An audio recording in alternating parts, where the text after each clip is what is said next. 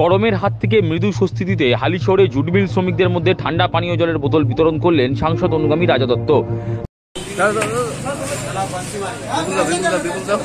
দাবদাহে নাজেহাল বঙ্গবাসী, রাজ্য জুড়ে হাঁসফাঁস অবস্থা।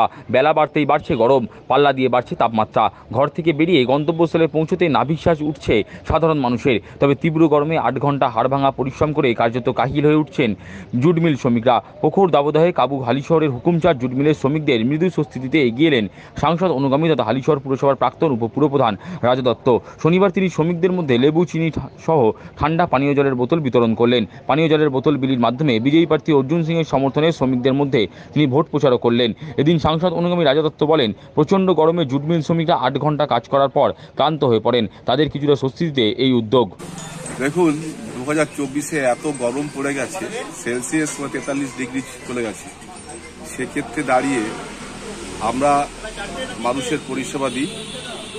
আমাদের চিন্তাধারা ছিল এই গরমের মধ্যে যেভাবে শ্রমিক ওখানে 8 ঘন্টা শ্রম দেয়, খুব কষ্টজনক। সেই হিসাবে আজকে মানুষকে পরিষেবা দেওয়া হলো। শ্রমিকদের ন্যায্য দাবি দেওয়া আদায়ে তাদের লড়াই জারি থাকবে বলে এদিন সাফ জানিয়ে দিলেন সাংসদ অনুগামী বিজেপি নেতা রাজা দত্ত। দেখুন, আমরা কোভিডের ক্ষেত্রে কেউ লড়াই করেছি।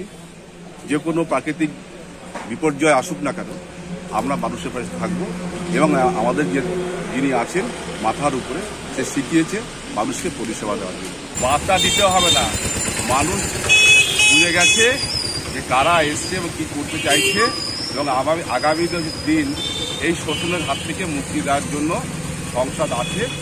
শ্রমিককে শোষণ করা হচ্ছে এই অঞ্চলে, এই যেন বিরুদ্ধে প্রতিবাদ হবে এবং শ্রমিকের যে ন্যূনতম যে মাইনেটা ঠিক মতন দেওয়া হচ্ছে না। আমি মনে করি এই শ্রমিকের মাইনে অন্তত 25,000 টাকা দেওয়া উচিত।